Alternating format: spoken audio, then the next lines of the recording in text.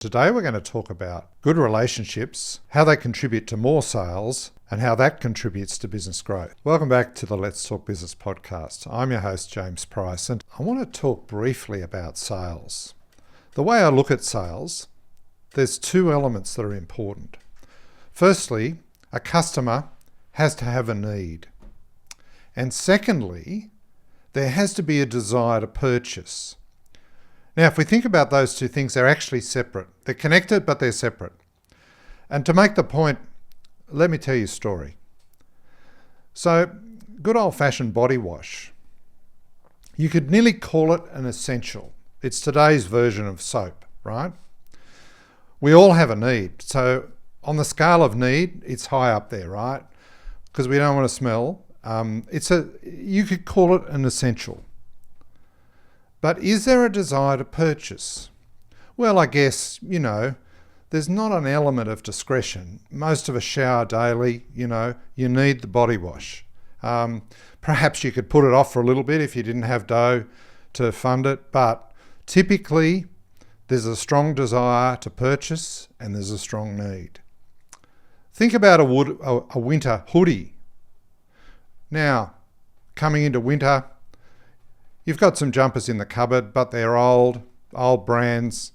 You'd like to refresh, you want to keep warm in the winter.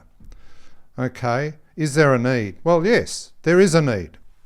The desire is probably, a bit questionable though, because, you've got last year's apparel.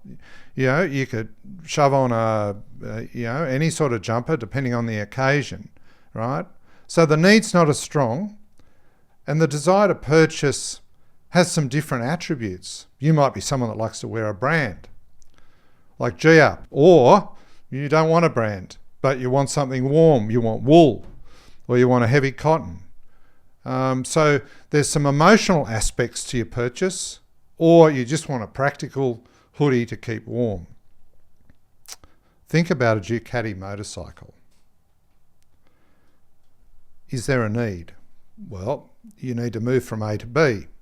Maybe you need to go to work. Maybe you like leisure on the weekend. You like to be free. You like to get out on your own. Depends where you live, of course, going to work. There's plenty of other options. Bus, share car with your housemates. You might be able to walk. So the desire to purchase might be confused by those factors. How much discretionary income have you got? These are all factors to consider that will impact the sales process. Ducati motorcycle, people value that brand. It's something to be driving a Ducati or riding a Ducati. So, those are factors, the emotional factors around the desire to purchase. Just because you've got a need for that motorcycle doesn't mean that you'll actually go out and purchase. Now, in this podcast, we uncover the things that change the desire to purchase over time and the things that impact those needs and how all of us interact as we buy goods and services. So if you're in business, you've got to understand where your product and service is in the spectrum of both customer needs and the desire to purchase. The product is only the ticket to ride. Selling the product is more about understanding the need of the target customer, what's relevant to them, and whether you have empathy and appreciation for what they go through and why your product might be able to help their circumstances. And then there's a whole relationship issue, right? In a product like financial services, relationship is still important. I can remember a podcast with Peter Locke, who's a very senior executive of a number of Australian banks, and he talks about relationship as being important in banking. And that's because people that borrow money want to borrow money from someone that understands what they're going through, because there's a risk element in their activities in business. And unless they're dealing with someone that's got empathy for their situation, then, it's a hard edge. It's not just like buying some body soap, for instance, or body wash, because it fundamentally underpins the success of their business.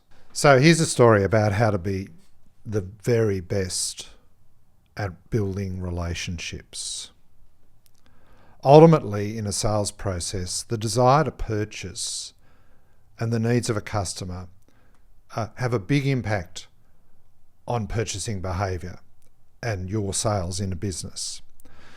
It takes me back to a time when I managed a heap of relationship managers that used to sell lending products to clients, business clients.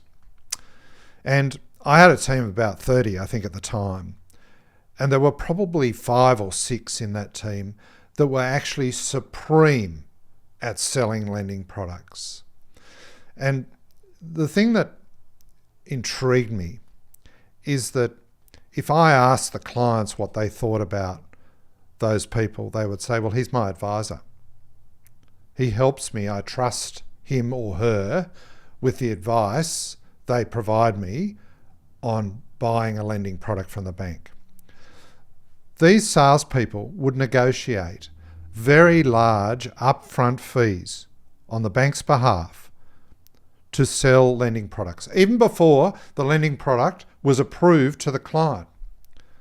Clients were paying $10,000, $20,000, $30,000 to purchase a lending product. Then the approval process would proceed. Why does that happen? Why would you as a client, a business client, want to pay the bank in advance for something that you hadn't received yet?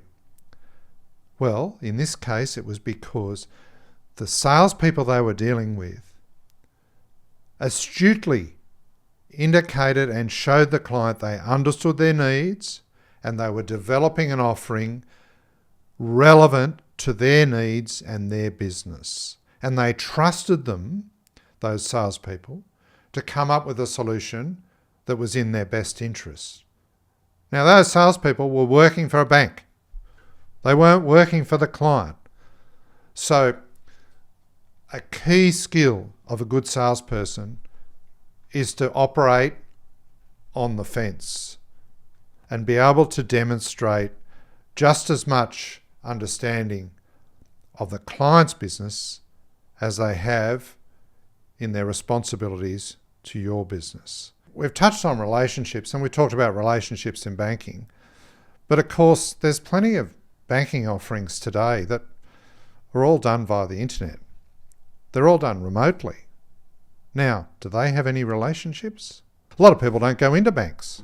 So, is relationships really as important as we might think? The traditional form of relationship is an in-person involvement where two parties sort of have empathy and understanding for each other's situation and get to know each other over time. And typically, tend to react in a physical space. I'm here to tell you that that's old hat. Relationship today in business comes in many, many guises. And digital technology and advancements in AI and all sorts of changes in business allow us to develop a relationship for the sale of our products in a myriad of ways. Because relationship is about trust, it's about understanding, it's about feeling you've got a connection with the business that you're dealing with. Now, the Ducati motorcycle situation, I just happen to own one of them.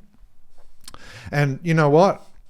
I feel like I've got a relationship with the business here in Sydney that I purchased my first Ducati from.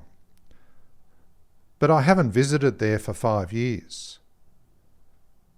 I get the occasional email. I get a birthday wish. I get, a free voucher to buy accessories.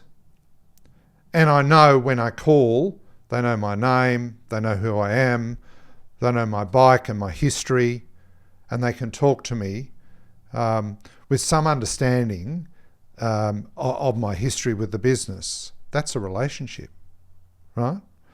But unless your business model has the elements of that, then If you have a staff change within your business, that relationship gets severed, just like that. So, I think today there's a lot of opportunities to build a relationship and brand credibility with your customer base, and it doesn't all need to be in a physical presence. Now, that's not to say that I'm arguing against physical presence. Physical presence is important depending on the product. Probably not for body wash, yeah?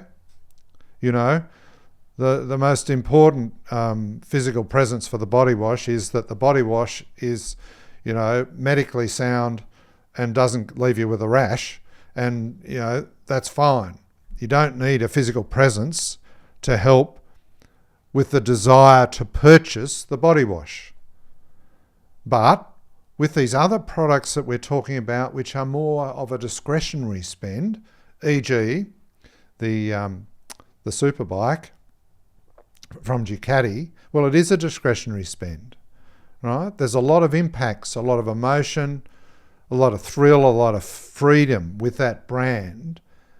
And some of that is wrapped up in the relationship you have with the brand, right? With the specialness of the brand and the people that represent it and the company and the colours that represent it. And all that is about relationship, frankly, in different ways. We've been sending out email newsletters for 15 years.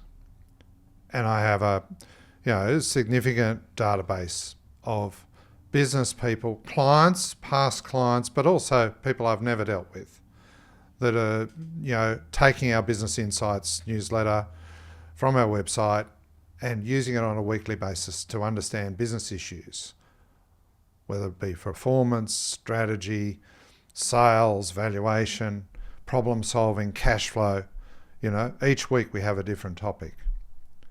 I have people ring me up or send me an email and say, James, I've been getting your newsletter for 10 years. I'm in business and I'm thinking about succession and exit. I printed off a newsletter on the 10 tips to sell your business effectively 5 years ago. It's in my bottom drawer. Can you help me? Now, that person has never dealt with me. But there you go. They've had a relationship with my brand, with my business, and it's been ticking away in that bottom drawer, and suddenly it's time, right? So, relationships can come in many guises. I'll give you another example. For the last 4 months, I've been working with a potential prospect in the food services business in Melbourne. They need valuation services, and they need to find investors for their business to take it to the next level. Now, it's been painstaking, right? Because you'd love to be able to sell your product to them. Here's a quote, I'll give you a week, and if you want to go ahead, sign on the dotted line and we'll start. I've been working with this client, potential client, for 4 months. Oh yeah, I'm not sure that I want that. What about this? How would this work, right? Over time. Now, over time, I've met with that client twice, face to face. I've had 3 video calls over that time. I've got to know the person. They've got to know me. They've pressure tested who I am, how I approach things. I've provided a number of quotes. I haven't landed a deal, right? The last thing was I sent an engagement the other day, costed it out. He came back and he said, James, I'd like to go ahead, but give me 6 weeks. I'm not ready yet. It's too busy here. Can we put it off till then? I said, that's fine. No problem. Now, all that period was a form of courting, a form of relationship. The next week after that, he sent me an email out of the blue and introduced a fellow businessman that he knew that runs a highly successful business in the baking world. Several $1 million turnover, needs assistance with a business valuation. He introduced me. He provided a referral to a new client who I've now met and sent a proposal to just yesterday to potentially do a valuation for. I've never done work for the guy that referred me, but I've established a relationship. Interesting, isn't it? How things can develop over time. But let's strip it back to a more simple product and example. Because in my business, you're talking about advice. And advice is discretionary, but it's also a service. Let's think about a basic product that we all understand. We all like ice cream, right? I was in Parramatta last night. It was about 9 o'clock. It was cold and I needed an ice cream. So I went to the ice cream place. I said, look, I'd like a scoop of chocolate and a scoop of hazelnut. The lovely lady across the counter said, sir, what hazelnut would you like? I said, what do you mean? She said, well, we've got the straight hazelnut or we've got the hazelnut with chocolate. She said, it's a bit like Frere Rocher. And she looked at me and smiled. And I thought, oh, gee, I like Frere Rocher. Maybe I'll have that one. She said, hold on a minute. Let me get you both and you can try them. So she got this paddle pop stick and had one taste either end. Handed it over with a smile of delight. She was in no rush. She had people waiting. I tasted both and I said, I'll have the Frere Rocher. I think that's perfect. Now, my desire to purchase was high. I'd already ordered, right, 2 ice creams. But here was a salesperson on the other end of the stick saying, well, hold on. Do you want to try something to see what you might like here? She was in the process of establishing a relationship. And so at its very core, just because you're in sales or your business is in sales, don't become a simple order taker. She was much more than a simple order taker. I wonder where I'll go back to when I want my next ice cream in Parramatta. I know exactly where, right? Because she went out of her way to show me some alternatives and to help me get the best enjoyment out of the ice cream she had to offer. So relationships can come in many forms. They're nebulous, intangible, but they're very real as well. They're part of your brand. They're part of the way your people represent your brand and your product, but they're also part of your business model.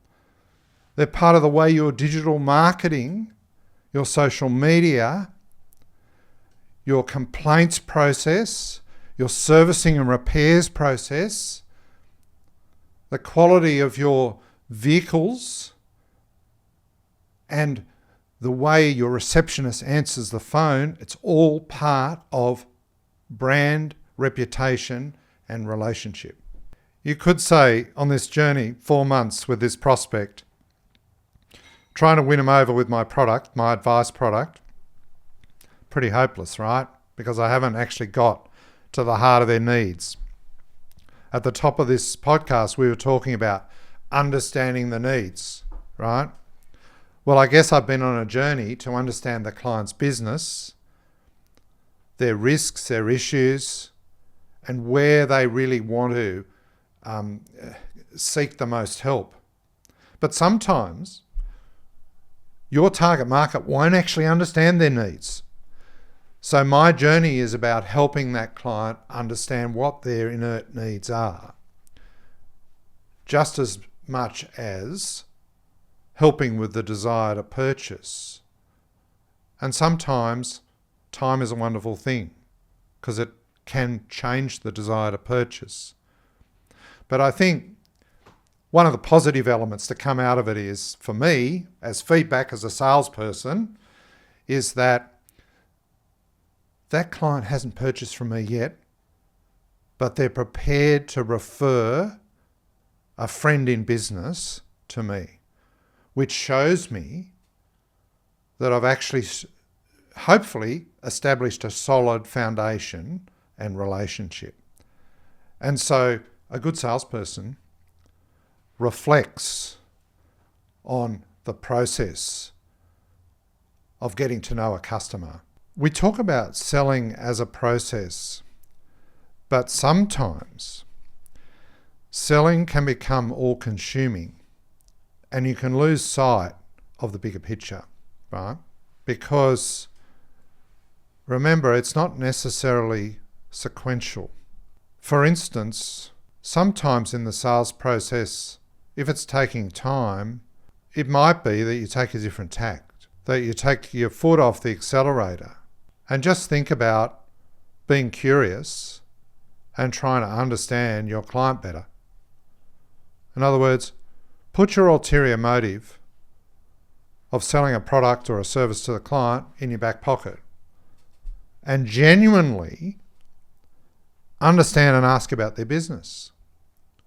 Or refer them to something that might be of interest to them as being relevant to their business. It might have nothing to do with your product or service. For instance, one of the benefits of doing this podcast is I get to share it with my clients and my prospects. And I can recount a situation last year on a past client where I hadn't done business with this client for 5 years, but we have a very strong relationship. And, I reconnected with them. I just rang them out of the blue and said, look, I'm in your city, haven't seen you for ages, love to come along and see how your business is going and just catch up. I did that. Following that, 2 weeks after, I sent them a link to my Simon Millett podcast and a couple of other podcasts and said, here, look, given the challenges you're going through and the issues you're facing at the moment and thinking about succession longer term, you might like to look at this podcast and see how someone else did it. Right? Now, that's got nothing to do with selling a product. It's just having a genuine interest in their business and providing them with relevant information that might be of interest. Funny, that same client called me last week. James, we need your help. We need to engage you because we want to buy a further business to add on to our business to help with the succession process down the track. Can you do X, Y, and Z? Now, that sort of happened over 6 months, right? The fact that I'd maintained the connection with the client over time obviously made them feel comfortable that they could come back in touch. I think just on the sales process, we can get a bit tied up with the fact that, we all have sales targets and we want to sell. And so there's this, sales view is, well, I've only got so much time in a day. And so how do I ration it to the people that'll buy versus the ones that may not buy? They may never buy. Well, the story I told recently about the prospect that I've been working with for 4 months and hadn't bought from me, but suddenly he referred a friend and business owner that bought with me the next day. So be careful not to discriminate, right? Make sure, of course, that the people you're dealing with are in your target market and understand your target market well. Make sure they're decision makers for the product you're selling, or they have the wherewithal to make a decision in a reasonable time frame. But just because they don't buy from you today, tomorrow, next year, or for 10 years, don't kick them to the curb, because they could be the key to your next big business deal. So you might be sitting there thinking, do you only focus on the customers that are ready to buy? Or should you network with a range of others? Or in fact, is networking a thing of the past? Look, a lot of people that I speak to, young, middle-aged, old, in business, or aspiring to be in business, I talk to them about the value of networking. And they sort of, their eyes glaze over as if to say, that's an onerous task and isn't it a bit traditional? Like, we have social media, and do I really need to know those people? And how could they add value to me? Be careful when you start thinking about that, because what you're doing is taking human relationships for granted. And I want to tell you a story that makes a point. It's about the 3 degrees of separation, I guess. But there's 4 people in my circle that only know me. They don't know each other. So one works for a not-for-profit in a religious organisation, assisting and supporting PALM scheme workers, so Pacific Australian Labor Mobility Scheme workers in regional, rural areas that come from, I think, 9 Pacific Islands to Australia to work on horticultural projects. And they come either without their families or with some of their family members and live here and provide labour to those farms. It's quite significant. There's about 30,000 of those workers in Australia at the moment. I know a guy who works in providing support to those Pacific Islanders as on the ground in their housing and social needs. I also know a guy that worked for me almost 30 years ago in banking and finance. And he now works in investment property, in real estate, and high up executive. He's done very well for himself. We catch up regularly and just compare notes about the world, what's happening. I also know a senior executive in local government that understands, local regional councils, planning, development. Now, the 4th guy was introduced me by the guy that works for me, that had worked for me, right, in real estate and investment. He's the head of and founder of an Asian property development business based in Australia. They build high-rise and medium-density housing, and they also have some prefabrication housing. Now, it's really interesting, of course. I met with this guy last week, and he's doing prefab housing for palm workers in regional cities. As a result of my connections, I was able to talk to him about the social needs and on-the-ground needs in some of those regional communities, about Pacific Islander networks in those areas, because of my relationship with the guy that provides support. Equally, I was able to talk to him about land and development opportunities as a result of my relationship with the local government executive in regional locations. So you might be thinking, how relevant is it to get to know that person? Unless they can buy a service or a product off me, it's very relevant. It's so relevant that you must take time to get to know people. And just because they're outside your circle, remember, you might be the linchpin in joining that person with others in your circle to develop an opportunity for you or one of the others in your circle. And so curiosity in networking and having an open mind to developing relationships and connections with a range of individuals is absolutely critical for you and you developing your value as a person professionally and personally, but also as a business owner, it goes to adding to your sales opportunity, and it also goes to adding to your business growth.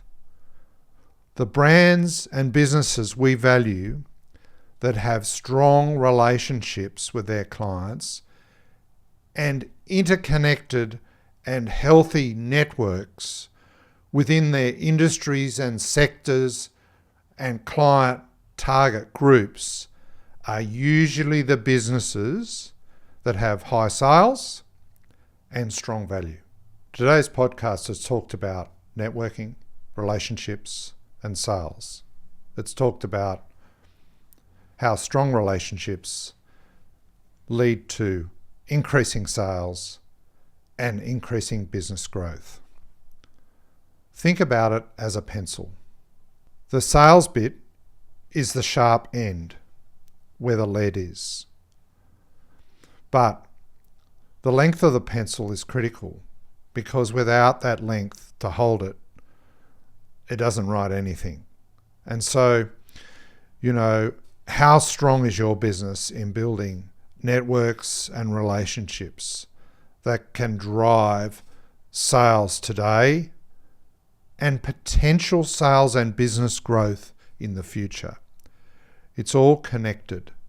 And relationships and networks can seem nebulous, intangible, hard to put a finger on, but you will know as a salesperson if you have good relationships, because you will feel supremely confident in selling your proposition, knowing that there's an underlying credibility about the way you go about your work.